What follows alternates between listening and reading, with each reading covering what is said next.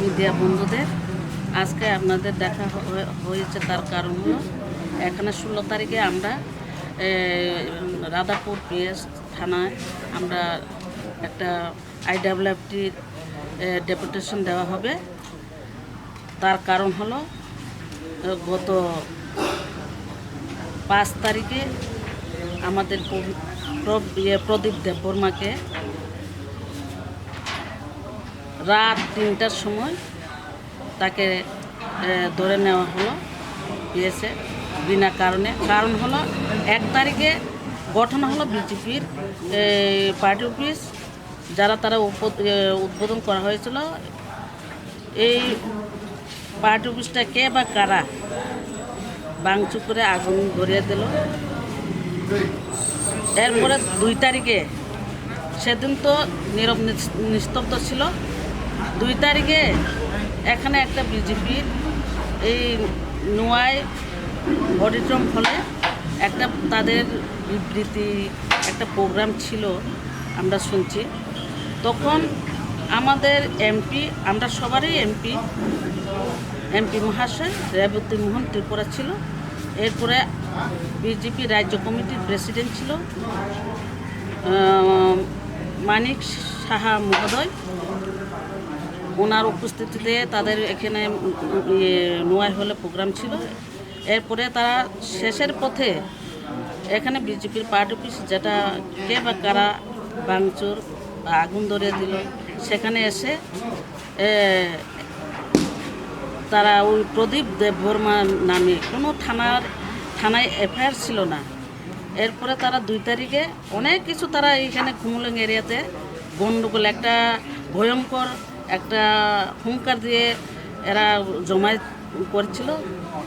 তারপরে এখানে অনেক ফোর্স ছিল, ফোর্সে লোকরা যখন বিজেপির লোকরা এখানে হই হট্টগোল করছিল, তখন বিজেপির লোকরাকে ফোর্সরা অনেক মানে এখান থেকে তাদেরকে খেদান দেওয়া হলো। আমরা ইউটিউবের মাধ্যমে, আপনাদের মিডিয়ার মাধ্যমে আমরা দেখেছিলাম, তাদেরকে এখান থেকে বাগিয়ে দেওয়া হলো। এরপর ডিল পাটকেল ছুড়া হলো। এরপর আমাদের পার্টি অফিসে অনেক লোক ছিল, তাদেরকেও অনেক হুঙ্কার দেওয়া হলো। তারা পার্টি অফিস বন্ধ করে থাকা এখানে ছিল, পার্টি অফিস বন্ধ করে।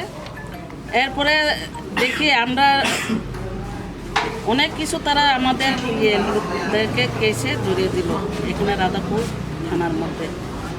আমরা দাবি আজকে আইডাব্লিউএফটির যে লোককে, যে প্রদীপ দেববর্মা, আমরা মোটর শ্রমিক ওয়ার্কারকে যে রাত্র 3টার সময় যে চোরের মতো করে ধরে নিয়েছিল বিনা কেসে, এবার কেস সাজিয়ে তারা রেফার করলো। এরপরেও আমরা দাবি করি বিনা শর্তে প্রদীপ দেববর্মাকে যাতে মুক্তি দেওয়া হয়, এবং তার লগে আরও 6-7 জন আছে, তাদের এখনও পাকড়াও করেনি। তাদেরকে আমি আজকে আপনাদের মাধ্যমে বলতে চাই যে তাদেরকে তাড়াতাড়ি তাদেরকে ধরতে পারবে না, অ্যারেস্ট করতে পারবে না, তাদেরকে যাতে হয়রানি না করা হয়, এই রিকোয়েস্ট আমার আবেদন থাকবো স্বরাষ্ট্র দপ্তরকে। নিশ্চয়ই আমাদের বিনম্র আবেদন থাকবে যে তাদেরকে যাতে কোনো কিছু অ্যারেস্ট না করা হয় এবং প্রদীপ দেববর্মাকে বিনা শর্তে মুক্তি দেওয়া হয়, আমার আবেদন থাকবে।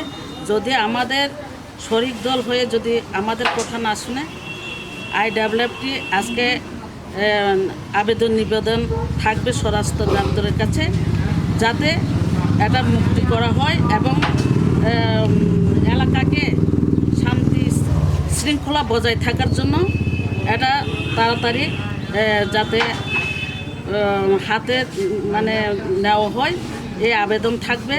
যদি আমাদের কথা যদি না মানে বা না শুনে শরিক দল হয়ে আইডাব্লিউএফটি কখনো বসে থাকবে না।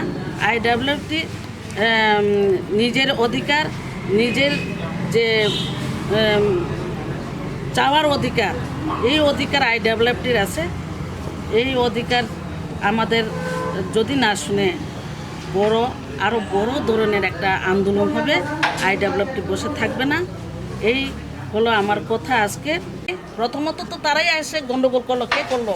এটা তো করোনা ভাইরাসের মধ্যেই হলো। এটা IPFT করেনি, এটা বিজেপি করেছে, যেটা সত্য কথা।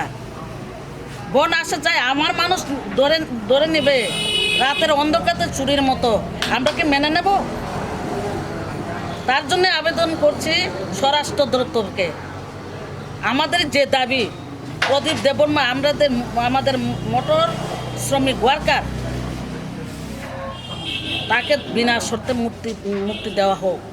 এবং আরও 6 জনের কেস আছে, তাদেরকে যাতে দৌড়পাকড়াও না করে এখানে যাতে থেমে যায়, এটাই বলবো আজকে IWFT প্রেস মিটে। ধন্যবাদ।